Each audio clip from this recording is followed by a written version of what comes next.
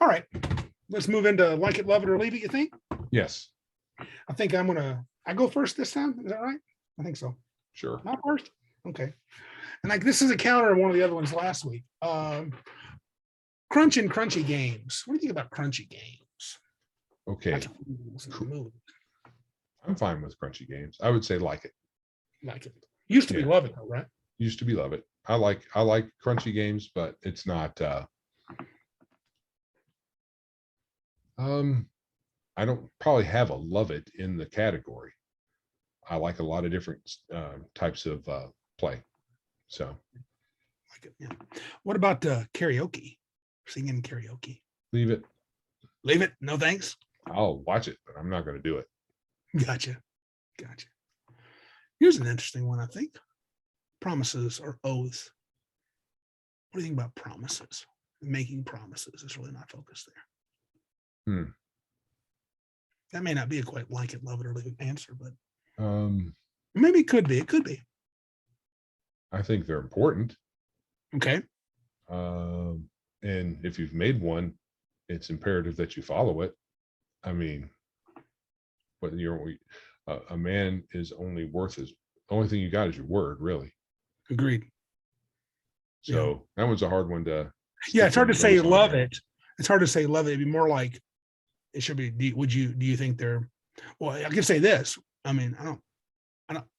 Yeah, I mean, I don't know why. That's weird. I don't know why I chose it, but it's interesting. But it doesn't fit this. Well, I'm going to go with it anyway, even though it doesn't fit. All right. Cool. Square peg, round hole. Important. Huh? Square peg, round hole. Yeah, that's all right. I just hammered that dude right in there. Yeah. All right. How about you, Giuseppe? Hopefully, I've not chosen these before, but okay. Teaching. Interesting you said that. I was really close to leaving it. I've been close to leaving it for a while. I'm not there anymore. I like it. And today I had I'll call it a revelation or just inspiration. I actually think it was possibly the Lord telling me, he reminded me of why I like teaching. And it had nothing to do with the actual teaching process. It was discussion I had with a student today after class. And it got me thinking after I've graded some tests from other classes the other day, and I was feeling really down because they're doing so poorly and I'm being grumpy and kind of, mumbling curses under my breath. These so-and-so students, they don't know how to calculus that. Can they just do this? And then I thought, students are more than just the class that I teach, and their performance in the class is they're more than just that student in the math class. Right. And I had a student, and it's weird. They just talked to me about their life today after class. And it was fascinating and inspiring and surprising for such a young person to have this aspect to their life. And I thought, I need to try, not that I can get to know them all. I'm not saying that. I'm not all fluff, lovey-dovey stuff, but just the idea is, don't forget, Randy, they're people. Right. And they have things. Math, look, calculus just may not be important to them ever. And who am I to say that it should be? If they can squeak by with a C, that may be all they need, and maybe the next Steve Jobs. I don't know what they're going to do. Right. So, but it made me, it appreciated that particular student, and then it also made me appreciate just my job. So, not love it because I've taught too long, but still, I don't love it anymore. But I do like it. Okay. I do like teaching. Yeah. Cool. Sports. Oh, sports. Another can of worms. Caught me in another one. I'm going to say sports, playing it. I love the idea of playing it. I can't play like I used to, just physically can't. But if I can play, I do love playing. Watching has become less of a love, more of a, I wish I could watch it, but I hardly can anymore because of all the silliness. Yeah. So I'm going to say like it overall, but I do love it. Country music. Leave it. I agree. Now that's not fully true. There's one or two country songs. Johnny Cash, does he count as country? Oh yeah.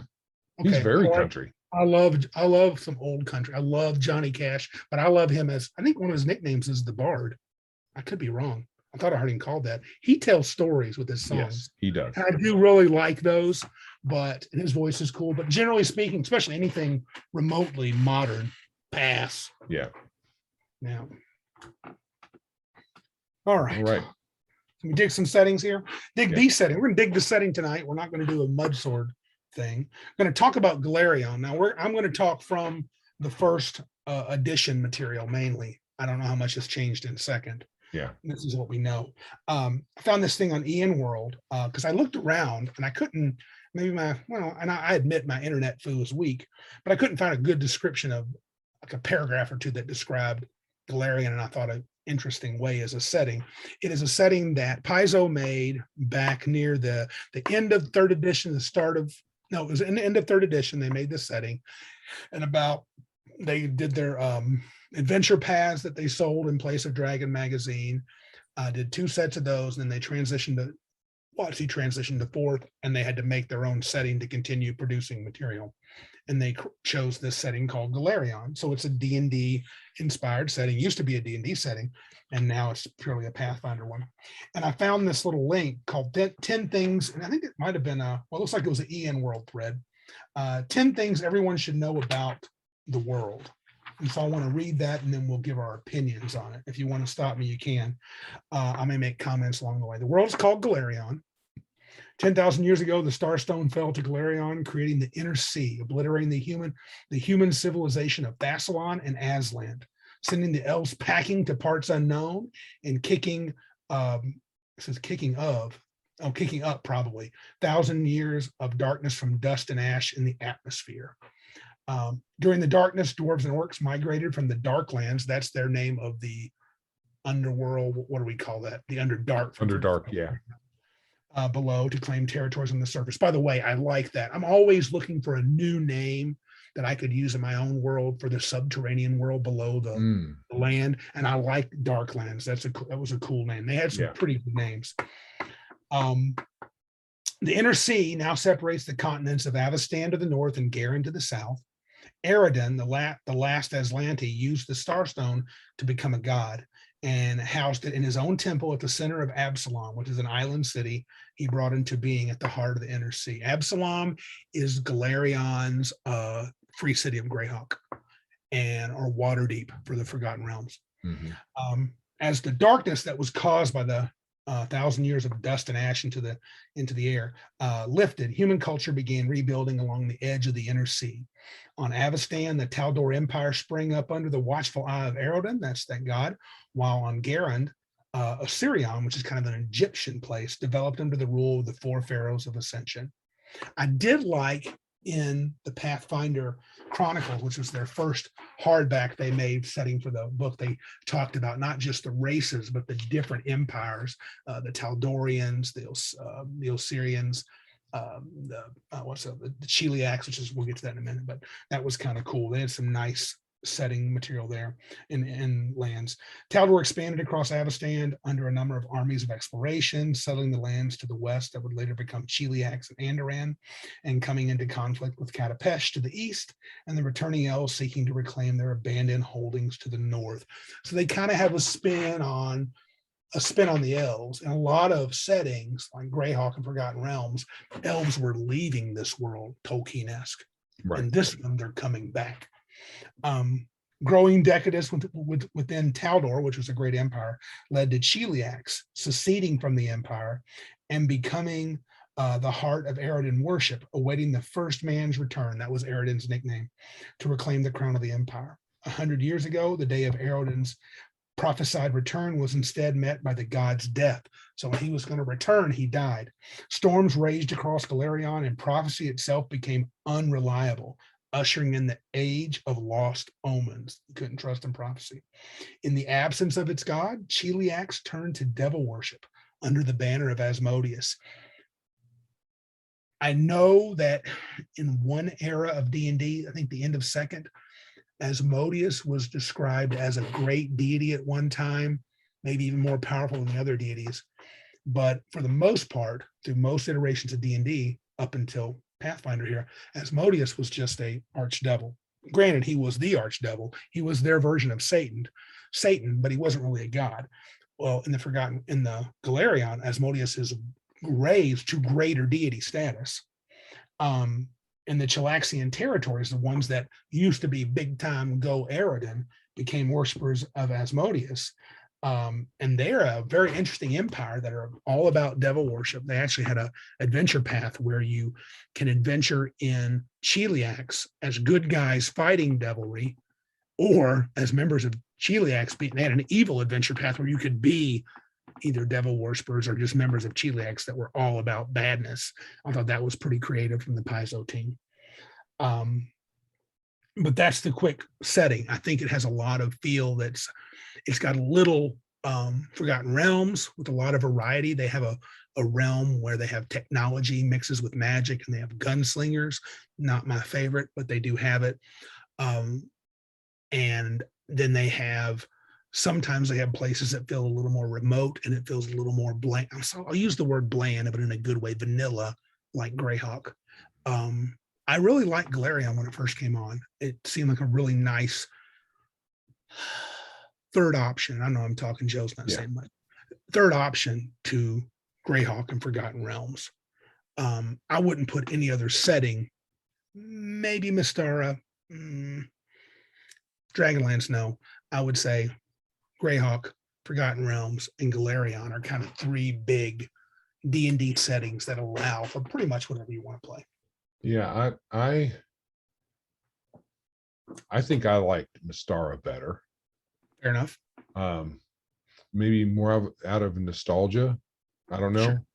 But Greyhawk gets my vote for that too, and probably Greyhawk. Yeah. So Greyhawk I think is on the top, and I think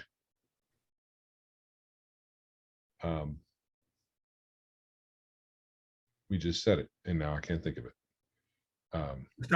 Mystara would be next, and then Forgotten Realms, and then this one. But I don't read a lot of setting material, right? Because I don't run a lot of games. I play a lot of games, and I prefer to be surprised and to learn about the setting as I'm playing. Yes. Instead of knowing it all, because I made that mistake with the Forgotten Realms a long time ago, and I would say, "Oh, I would love to play here," and never got to.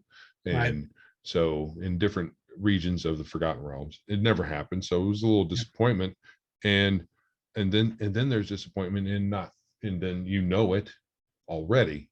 So I prefer just to not read it. So I didn't know a lot about Golarion, but some of the stuff, you got the kind of idea that it was, and it's been called this, just like Forgotten Realms. It's a kitchen sink, type of setting, and having androids and gunslingers made it kind of, I don't know, you got a little unserious. But to be fair, Greyhawk had that too. I mean, Greyhawk had that one. What did they call them? Hero deities, Merlin, who was a wizard who had guns, who had traveled to the west. Right, but he was unique. He was, and they also had the expedition to the Barrier Peak, where the spaceship crash landed in the mountains. Golarion androids. No, not technically. Though you wanted to play one at one time. I did. But he would have been unique. Yeah. But I was being weird. But I mean, not really. The point is, I get what you're saying. You're saying unique, one-off is fine, but Golarion literally set a place for him. I can't think of the name of the place where they have technology and they have gunslingers, and they had a whole adventure path called the Iron God Adventure Path, where it was about tech mixing in with magic. And I don't mind it, but that was not my favorite part.